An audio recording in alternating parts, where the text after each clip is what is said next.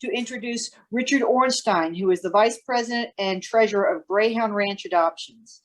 And this is a charity that I found out about by crazy random happenstance. For those of you who don't know my husband, he is a pet enthusiast, and any animals, no matter what, except I draw the line at snakes.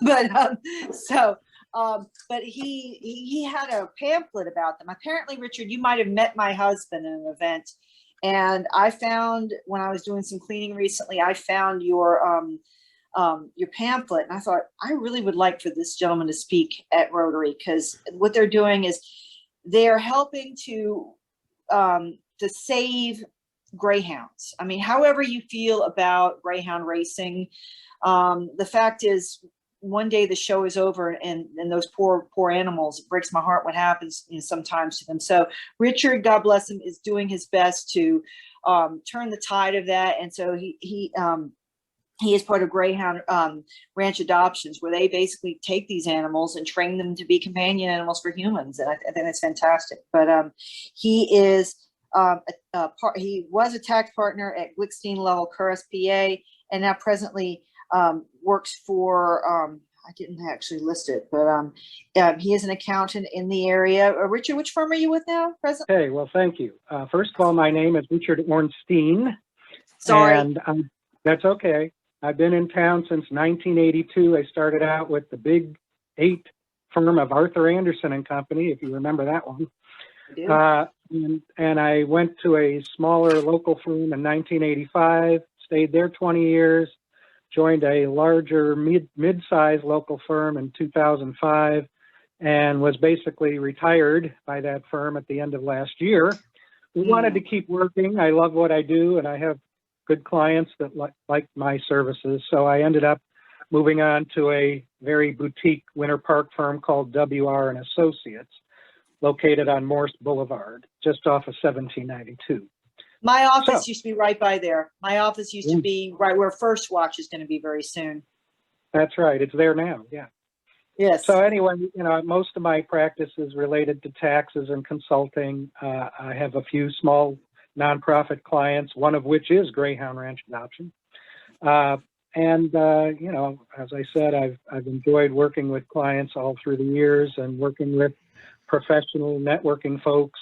I'm a member of the Central Florida State Planning Council, a state planning discussion group, all kinds of discussion groups through the years with other professionals. So that's my background. As far as how I got involved and how Greyhound Ranch started, I will point out that my wife is the driving force behind this organization. She is an animal lover, as is Melissa's husband, and she came from New York and had never seen a greyhound before we moved here. And one day she walked into PetSmart and saw a greyhound group showing greyhound, and so she fell in love with the breed. She started volunteering with them. This was probably 25 years ago, I'm guessing. And we decided in 2003 to form our own nonprofit organization called Greyhound Ranch Adoptions. So she's the president, Leslie Walliner. I'm the VP and treasurer.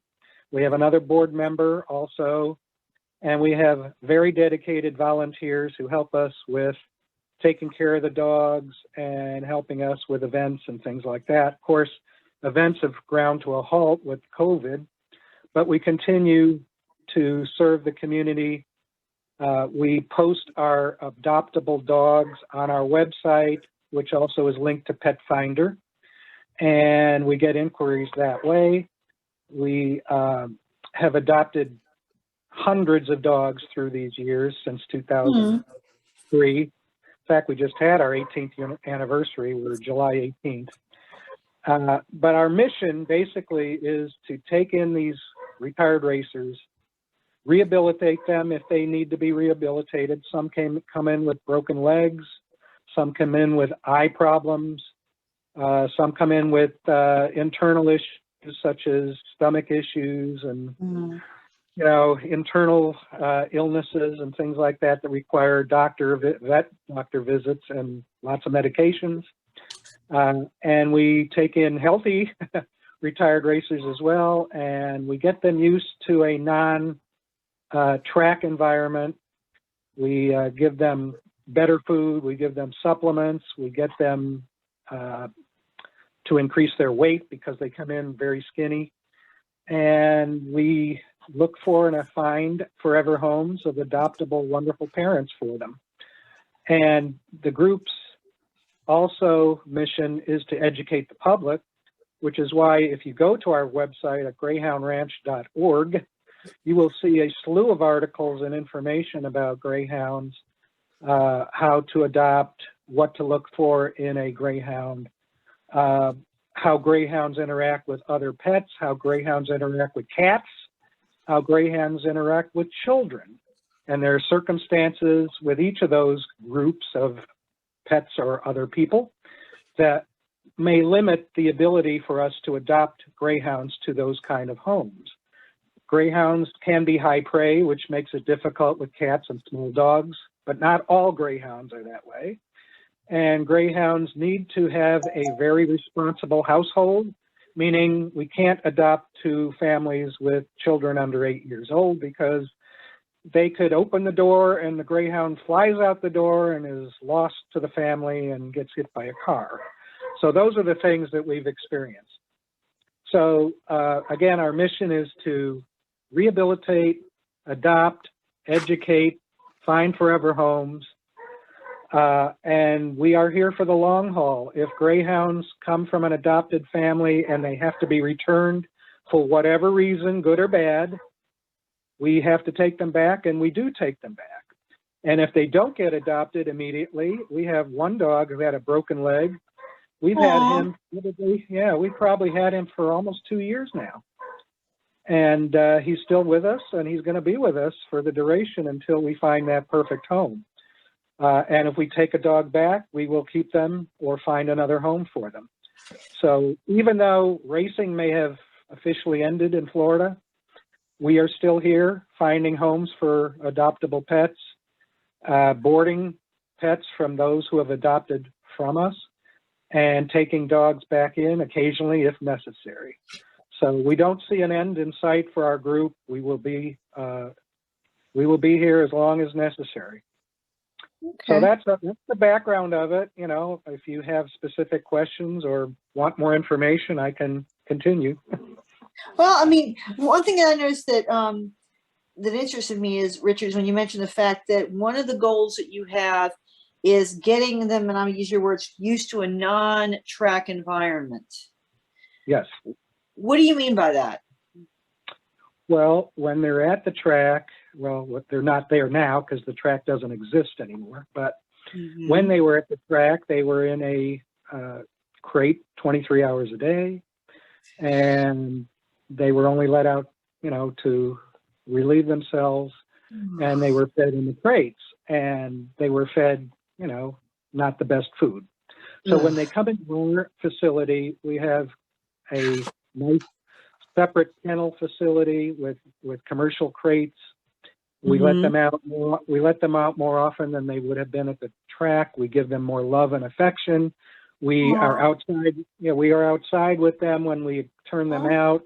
We socialize with them to make sure that they are comfortable with humans, because they may not have been comfortable with humans at the track setting.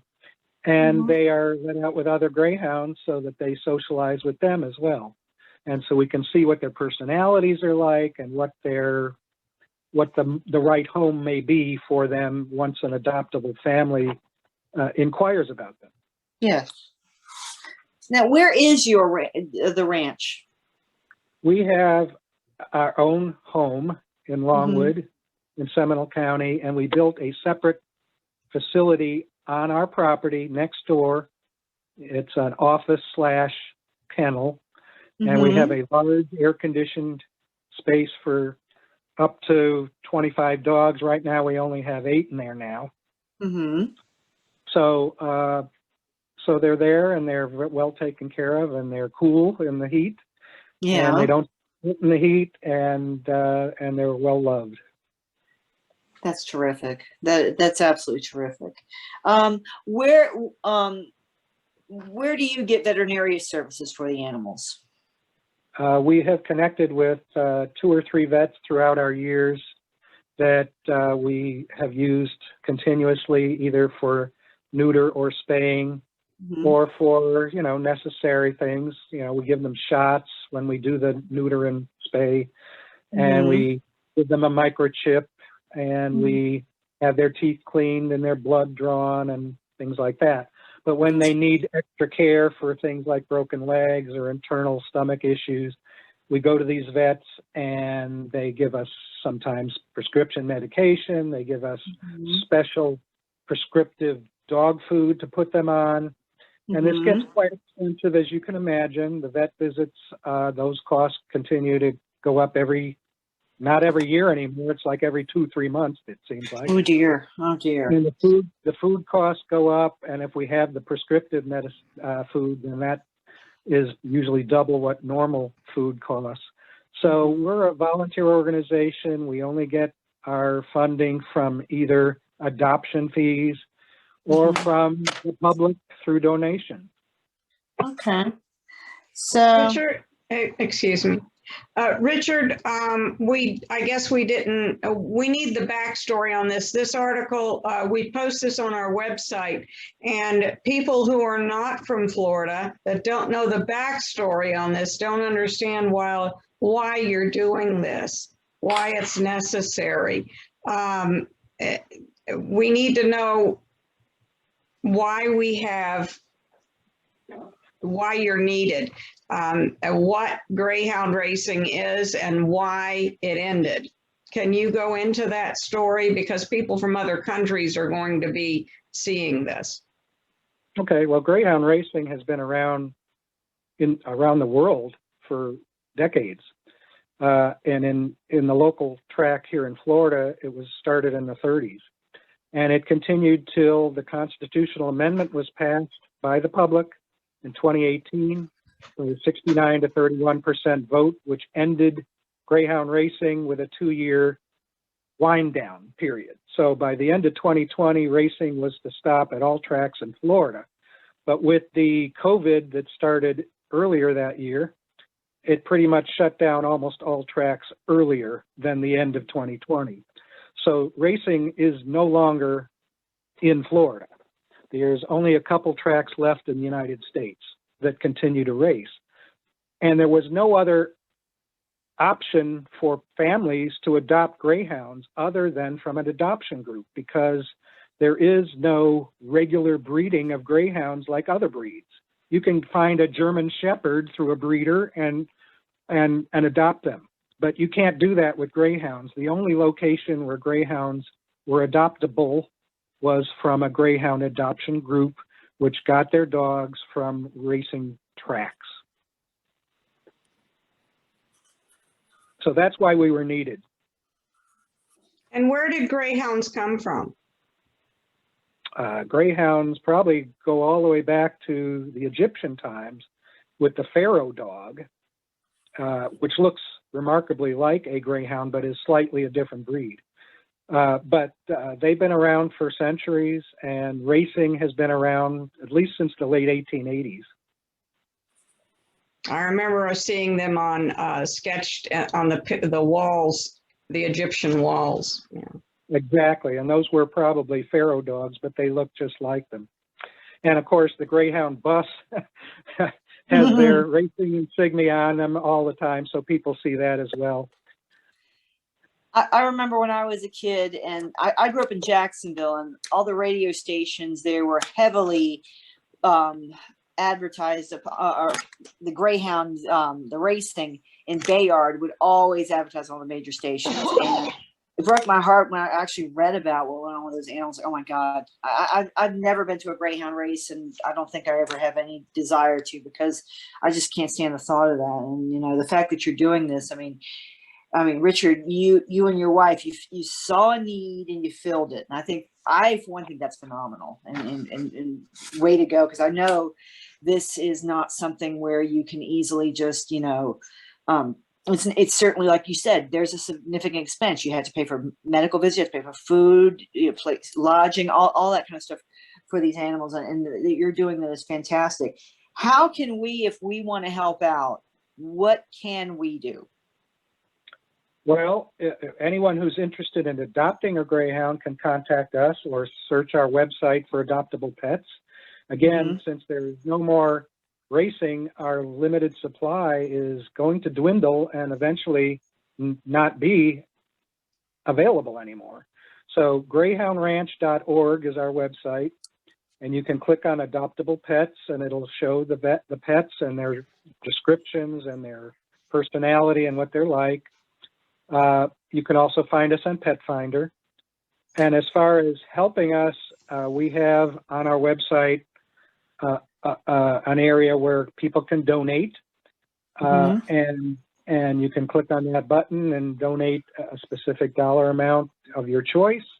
And we have a store where people could purchase things, which will help out in need as well if they like, if they need things that are Greyhound related or just pet related. Okay. Volunteers for your organization. Are there any events or anything? What specifically would you need as far as volunteers are concerned? Well, since we stopped going to places like PetSmart due to COVID, and we haven't started that back up again, we really don't have any public events scheduled. The volunteer opportunities in past years, we would do gift wrapping during holiday time at places like Barnes and Noble or Books A Million, and we might start that back up again this coming December, given hopefully COVID's reduction. So that would be a good volunteer opportunity. We really don't need volunteers to help out with the dogs. We have a good dedicated crew right now. But if people could help out with, let's say, grant writing to try and find funds that way, anyone who is experienced with writing grants, that would be very helpful to us. Okay. Well, even we are going to be posting this on our website, so people from around the world will be able to access it. So hopefully you can find some people who are into grant. I wish I were into grant writing, because that obviously it's a great field to get into. But anyway, anybody else have any questions for Richard? Carolyn, do you have any questions? See there? Looks like she's muted. Carolyn, do you have any questions? Oh, I'm sorry. Do you have any Not questions? really. Okay. Well, alrighty. No, Well, in I that think, case, I think he's pretty good. I've covered it. yes. Well, in that case, we want to thank you, Richard, for coming by and seeing us and telling us about Greyhound Ranch. We hope, basically, we hope to be able to help you out some way or another. We're going to plan. I'm hoping to do an event. I'm kind of thinking in my mind how we're going to do it, but I'd like to do an event where all of the organizations that speak with us during the year, like maybe a gathering where you can hand out your information, your pamphlets and whatnot, and meet the other charities, and hopefully we can kind of help each other out. So, but I would like to thank Richard for coming by. Let's give him a round of applause. Thank you.